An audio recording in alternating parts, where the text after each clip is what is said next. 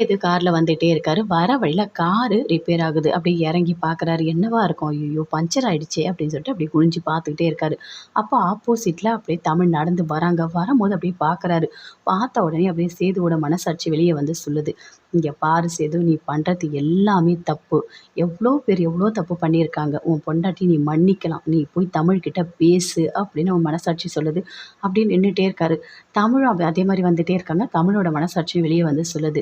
"இங்க பாரு, உன்னோட புருஷன் அங்க நிக்கிறாரு. நீ போய் பேசு. தேவையில்லாதெல்லாம் பண்ணிட்டு இருக்காத. சின்ன பிரச்சனைய பெருசாக்காத. நீ விட்டு குடுக்காத. நீ போய் பேசு" அப்படின்னு சொல்லுது மனசாட்சி. அப்படியே நடந்து வராங்க. அப்படியே சேதுவும் பார்க்குறாரு. கிட்ட நிக்கிறாங்க. ஆனா எதுவுமே பேசவே இல்ல. அங்கருந்து அப்படியே தமிழ் போறாங்க. போம்போது சேது யோசிக்கிறாரு.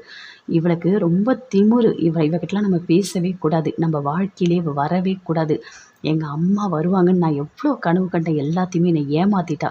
இவகிட்ட இனிமே பேசவே கூடாது அப்படின்னு சொல்லிட்டு அங்கருந்து அப்படியே வராரு. அப்படியே தமிழ் திரும்பி பார்க்குறாங்க. பார்த்துட்டு அவங்களும் அமைதியா வராங்க. என்ன மரியாதை இல்லாம அதுவும் எவ்ளோ கேவலமா பேசினாரு. இவர இனிமே என்னோட வாழ்க்கையில இவர் இல்லவே இல்ல. மனசாட்சின்னு இல்ல. எது சொன்னாலும் நான் கேட்கவே மாட்டேன் அப்படின்னு சொல்லிட்டு தமிழும் பயங்கர கோவமா அங்கருந்து வராங்க. சேதுவும் கோவமா அங்கருந்து அப்படியே போறாரு.